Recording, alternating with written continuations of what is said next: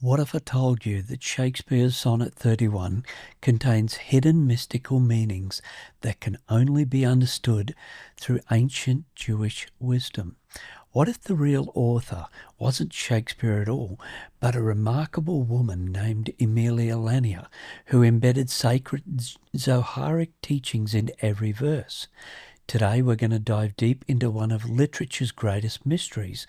We'll explore how Sonnet 31 transforms from a simple love poem into a profound spiritual journey when viewed through the lens of Zohar Hadash. This isn't just literary analysis. This is archaeological work uncovering layers of meaning that have been hidden for over 400 years. By the end of this video, you'll understand how Emilia Lanier used her work Salve Deus Rex Judaeorum as a key to encode Jewish teachings into what we call Shakespeare's sonnets. Let's begin this fascinating journey into the intersection of English poetry and Jewish mysticism.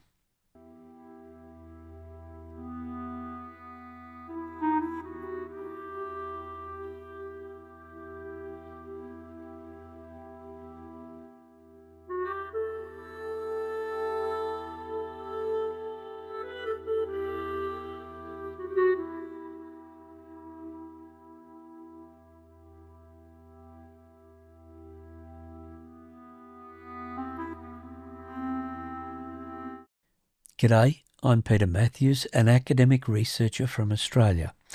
Let me start by reading Sonnet 31, then we'll lay a foundation for our investigation today. Thy bosom is endeared with all hearts, which I by lacking have supposed dead, and there reigns love and all love's loving parts, and all those friends which I thought buried. How many a holy and obsequious tear hath dear religious love stolen from mine eye, as interest of the dead, which now appear but things removed that hidden in their lie. Thou art the grave where buried love doth live, hung with the trophies of my lovers gone, who all their parts of me to thee did give. That due of many now is thine alone. Their images I loved, I view in thee, and thou, all they, haste all, the all of me. The traditional view of Sonnet 31 sees it as Shakespeare mourning lost friends and love. But when we apply my academic work of a comprehensive commentary of Shakespeare's sonnets, specifically pages 320 to 328, we see these sonnets in a completely different light. The key source documents used by the poet for Sonnet 31 is Zohar Hadash, Midrash Hanelim, section 1, 121a to 124b. This passage discusses the soul's journey through multiple incarnations and how departed souls remain connected to the living. Emilia Lanier, née Bassano, who was a true author, had access to these mystical texts through her extended rabbinic family and the diverse intellectual circles of Renaissance London in which she lived and worked. Her Salve Deus Rex Judaeorum, or Hail God King of the Jews, serves as a cipher for understanding the deeper meanings embedded in the sonnets. The Zohar is a biblical commentary, and this part is on the matriarch Sarah, where Emilia investigates the Merkabah, or the holy chariot, the souls of the Sadakim, the righteous, known as the daughters of Jerusalem in the Midrash and Emilia Bassano's Salve Deus Rex Judaeorum, or Hail God King of the Jews, who are greeted by the angels in Song of Songs 5:8. I adieu with you, O daughters of Jerusalem, if you find my beloved, that you tell him, I am sick with love.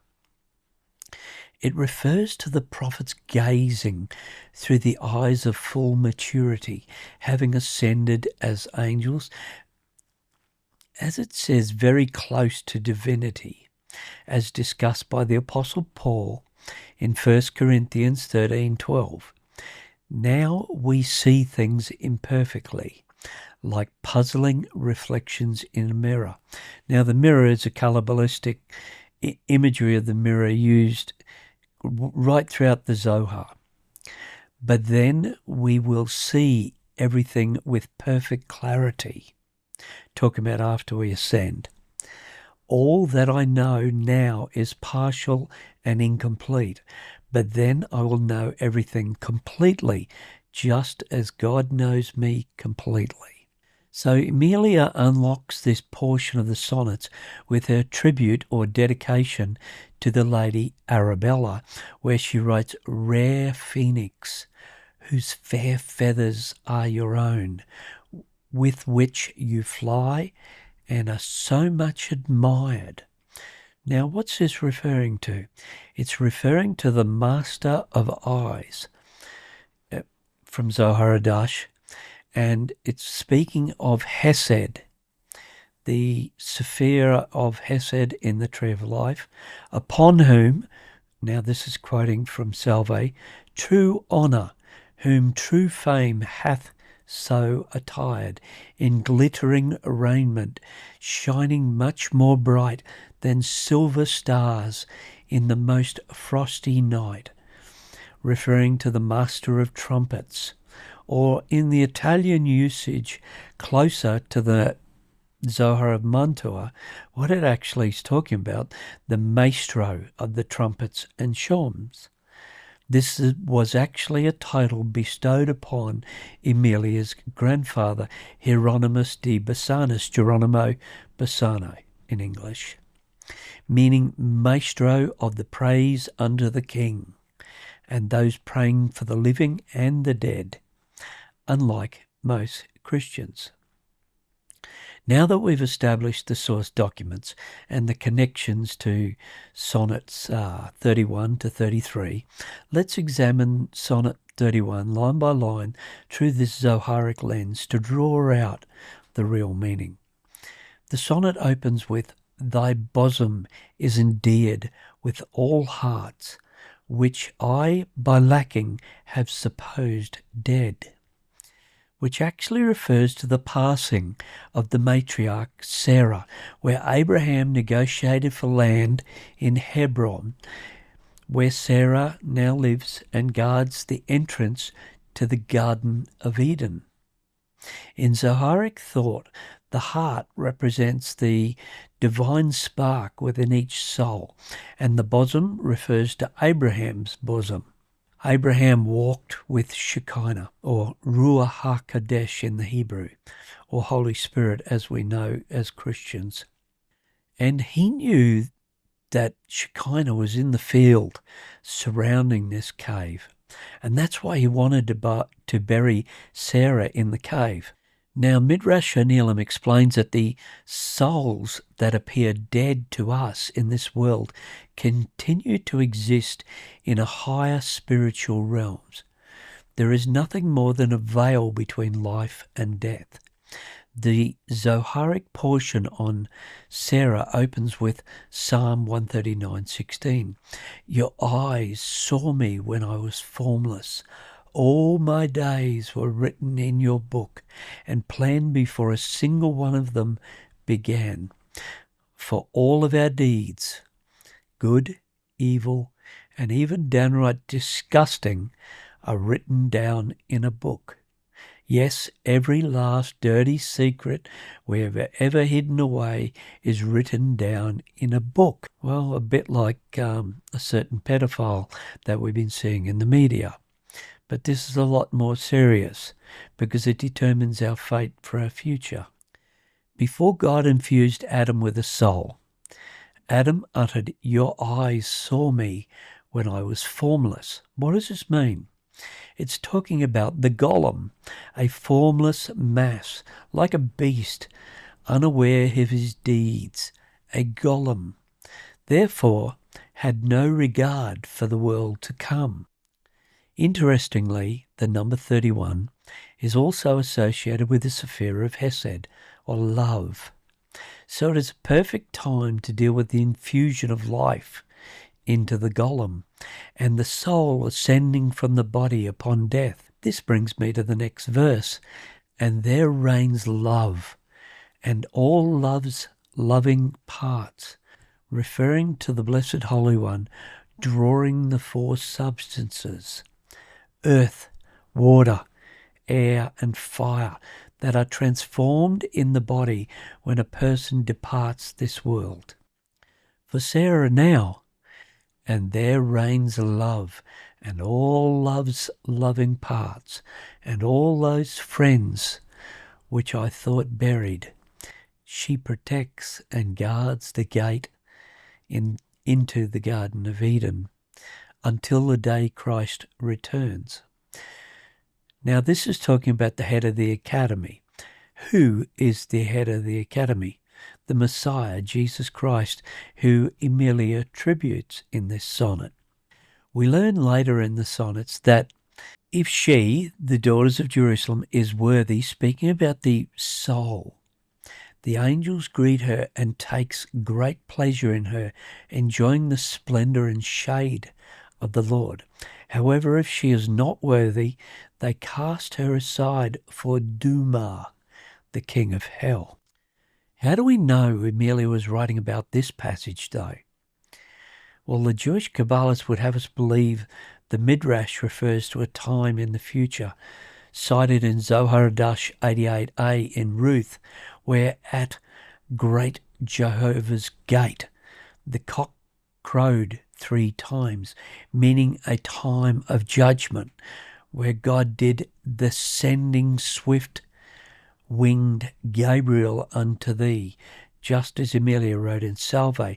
But the cock crowing 3 times also refers to the time of Christ, with Peter denying him and the Holy Spirit coming upon the church. Now, a lot of people seem to think that these the Zohar and the Zohar Hadash has got nothing to do with Christianity. Well, as you can see here, it certainly does.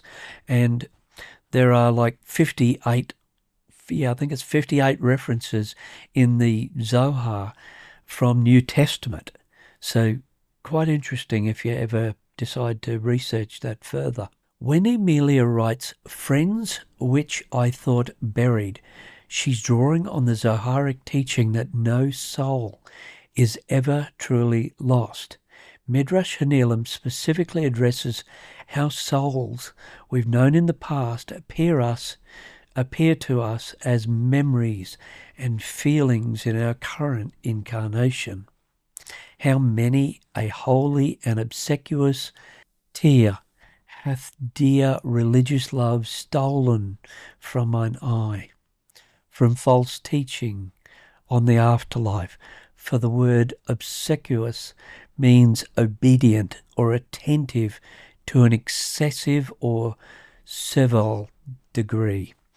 It's of Latin origin, meaning obedient or yielding like a servant.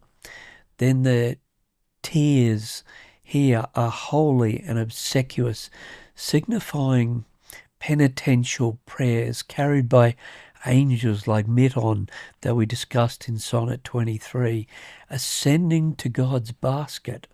In the Zohar, tears are like the interest paid on the dead, deeds compounded in the book for the world to come. Now this is where Emilia's mastery of Jewish Kabbalah thrives, because these verses are not written in any book but my academic work. They are the wisdom of a learned female master Kabbalist, as you will soon see. After the death of Sarah, Abraham approached the Hittite elders. Here I am, a stranger and a foreigner amongst you. Please sell me a piece of land so I can give my wife a proper burial. Genesis 23:4. Why did Abraham choose this site? Well, I've already touched on that already, but it connects to this verse in Sonnet 31 because it was the very place where he felt Shekinah there. But it's more than that. This is the very place where Adam and Eve were buried, at the gate to the Garden of Eden. And yes, they did find their way back to the gate.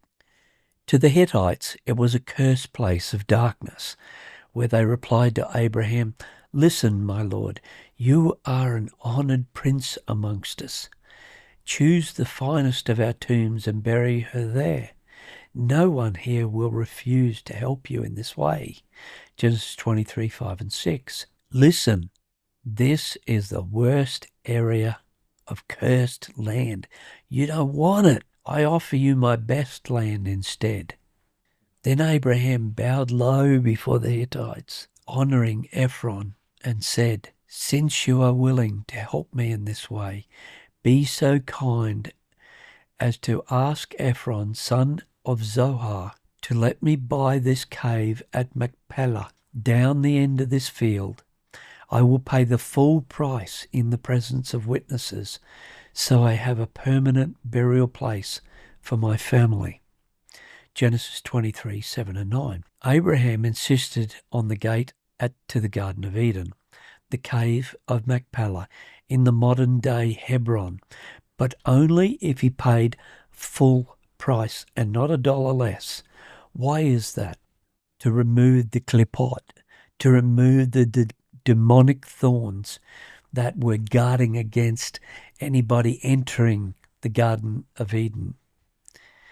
But he insisted on paying full price and not $1 less.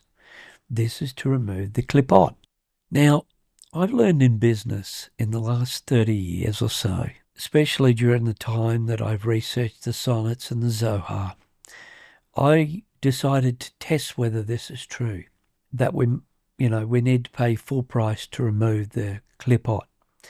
Now, this is talking about the demonic shells, the curses over the land. And we pay full price so that we inherit the blessing God intended. This is not to say that you go over and above and you be stupid about it and you don't overpay for it. It still has to be a fair price. Now, it's about blessing the seller and blessing yourself as the buyer at the same time. If we negotiate the best price and haggle backwards and forwards, we purchase the land with the clipot intact, and we never access the true blessings God intended. It's always concealed by the clipot because we did not pay the price of sacrifice. Test God in it. Find out for yourself. I certainly have, and God has blessed me throughout many, many years. This is what Emilia meant when she wrote, "As interest of the dead which now appear, but things removed that hidden in their lie." Because Abraham had an interest in the land that held his dead ancestors, which now appear after removing the clipot. Things removed that hidden in their lie, referring to the clipot that were removed. They no longer hold the key. They no longer have the power over us. We open the ways for the graves of those interred to be revealed, and the gate to the Garden of Eden to be no longer concealed. Thou art the grave where buried love doth live, hung with the trophies of my lovers gone. My Jewish friends watching this episode, you must never allow the cave of Machpelah to fall into the hands of your enemies. If it fell into enemy hands, it would cause a severance of the divine connection between the patriarchs and the matriarchs and their descendants, meaning you, leading to a profound, catastrophic loss of spiritual protection, exile, and spiritual darkness. I hope you're listening. This is important. This is a critical site in Judaism because the Zoharic sources state it connects directly to the Garden of Eden, talking about the upper Garden of Eden. Now to connect this sonnet to Salve Deus in the dedication to Lady Catherine, Countess of Suffolk, where Emilia implored her to allow her noble daughters to read this book, where they will see a lover much more true, since first the world began, this poor rich king that died both God and man. Death lost his strength when he did loose his breath. Emilia presented them with Christ as his key of resurrection of the dead, conquering death for us all, allowing Abraham and Sarah to rise from the grave. How do we know this is true? Well, Midrash 124a teaches us that before a tzaddik or a righteous one departs this world, the voice of an angel sounds out in the Garden of Eden like a lark at heaven's gate, in this case the cave of Machpelah. After she is welcomed, the keeper of hell and graveyards, Duma, or he's often described as the king of hell, is the one who proclaims the righteous can enter the garden, for they'll rest on his couches, each one living righteously. Isaiah 57 verse 2. Duma is recognized as Ephron, the Hittite king. Hence the reason Abraham bowed and asked, "Since you are willing to help me in this way, be so kind as to ask Ephron, son of Zohar, to let me buy this cave at Machpelah, down at the end of this field. I will pay the full price in the presence of witnesses, so I will have a permanent burial place for my family." Genesis 23, 8-9. So, if she is not worthy, she may not enter her rest, and is taken off to hell by Duma to be judged. Hence the reason King David wrote, "Unless the Lord had helped me, I would soon have settled in the Hebrew, Duma, the silence of the grave." Psalm 94:17, because of his affair with Bathsheba. Therefore we can understand the verses now, hung with the trophies of my lovers gone, who all their parts of me to thee did give, that due of many now is thine alone. For unconfessed sin remains as a trophy for Duma to use in the upper courts, with all their parts of me, recorded by angels, to thee did give. Nathan Wolski explains, Duma is in charge of the denizens of dust, a phrase known only too well by Emilia, being the daughter of a Venetian denizen of Israeli stock living in white Anglo-Saxon Protestant England. Then we move into the final couplet. Rabbi Akiva discusses the following verse, focusing upon the soul. "And you shall love the Lord your God with all your heart and all your soul and all your might."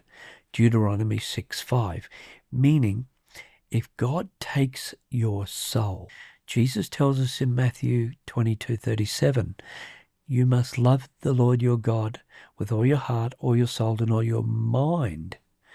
This is the first and greatest commandment.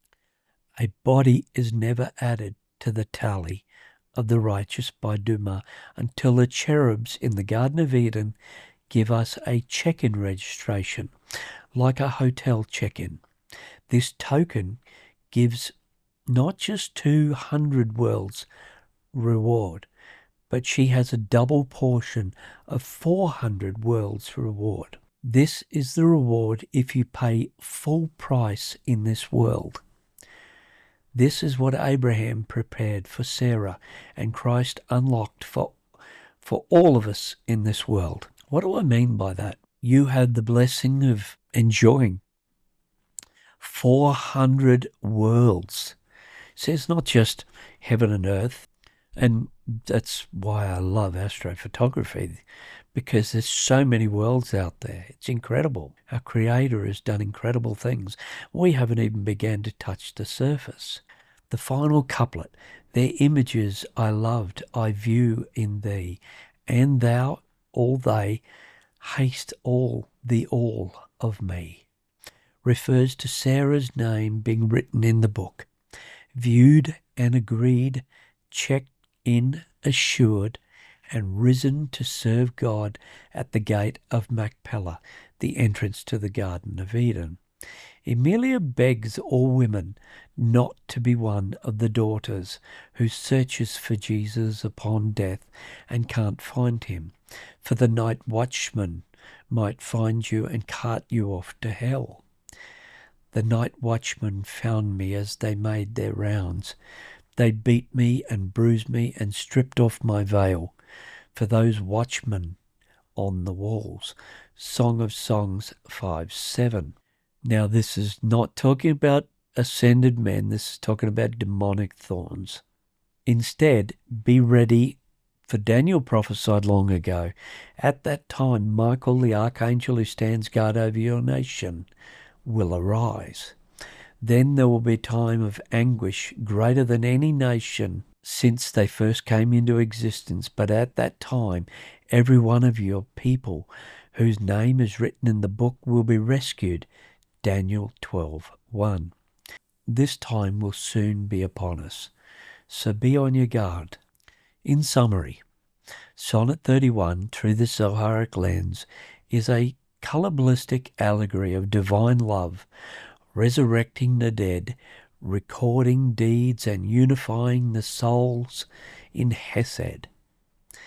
As expounded in my commentary on Shakespeare's sonnet, it draws directly from Midrash Hanelim, offering not earthly romance, but ascent to the heavens. For deeper dives, consult the full tomb. Thanks for joining me in this exploration. May it illumine your own journey to the world to come.